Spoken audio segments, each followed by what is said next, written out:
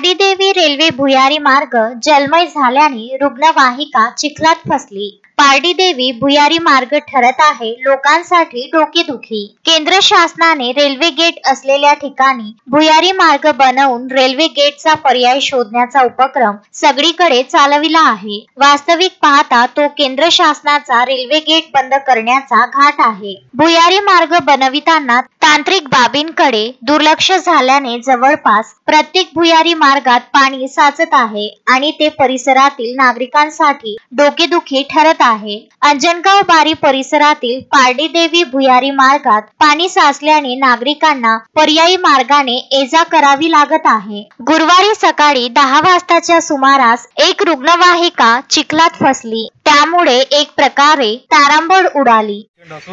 त्यांनी आज पारडी गावाला पूर्ण धोक्यामध्ये ठेवून त्यानं मार्ग चालू केले।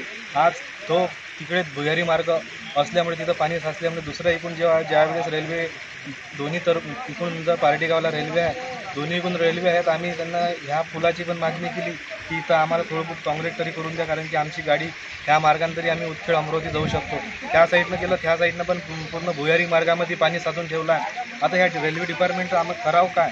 आज ह्या पारडी गावाची एवढी दुर्व्यवस्था करून ठेवली आहे की पेशंट असून सुद्धा म्हणजे बिमारी असून तो आता त्याला इथंच प्राण सोडत आहे तो। आज ह्या आरोग्याचं डिपार्टमेंट बाकीचं आरोग्यासाठी बी व्यक्ती गावाच्या बाहेर जाऊ नाही शकत। ह्या रेल्वे डिपार्टमेंटनं आमचं पूर्ण नुकसान करून ठेवलं आहे। आता काय करायचं आम्ही? का आता आंदोलन करून का आम्ही का 5-10 वर्ष केस भांडत राहू? त्याच्या केस रेल्वे डिपार्टमेंटमुळे का आमच्या का अंगावर केस लावून घ्या पूर्ण गाववाल्याच्या। आता आम्हाला हा मोठा प्रश्न पडलेला आहे। मोठी कसरत करून गावकऱ्यांच्या मदतीने रुग्णवाहिका चिखलातून बाहेर काढण्यात आली। पारडी येथील सरपंच अक्षय मेश्राम यांनी निवेदनाद्वारे वारंवार पाठपुरावा करूनही प्रशासन जागे होत नसून सर्वसामान्यांसह वाहतुकीस अडथळा निर्माण झाल्याने जनजीवन विस्कळीत झाले आहे। नमस्कार, मी पारडी येथील सरपंच अक्षय सुधाकर मेश्राम। आज हा भुयारी मार्गामध्ये तिथे कंबर पाणी तुम्ही बघतच आहे की तरी साचलेलं आहे। याचं जेव्हा चालू करायच्या अगोदर मी याचं निवेदन दिलं होतं की हा रस्ता भुयारी मार्ग चालू करू नका, कारण की हा जो रस्ता आहे हा मेन म्हणजे शेतीतलं जे पाणी आहे पूर्ण त्याच्यातून या नाल्यामधून हा बनवलेला गेलेला भुयारी मार्ग आहे। पण आज आम्ही कलेक्टरला एक वेळा निवेदन अगोदरच दिलं 30 तारखेच्या तेवढ्यात, कारण की हा रस्ता चालू करू देऊ नका म्हणून। कारण याच्यामध्ये आम्ही सांगितलं की ऑटो पण निघू शकत नाही, टू व्हीलर पण निघू शकत नाही आणि मेन म्हणजे जे बैलगाडी आहे बैलगाडी पण निघू शकत नाही।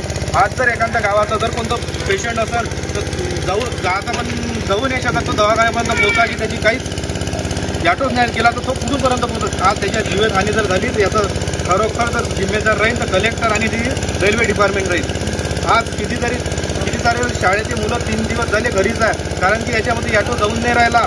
त्याच्यानंतर शेतीचे कामं ह्या मार्गामुळे ठप्प बसलेले आहे।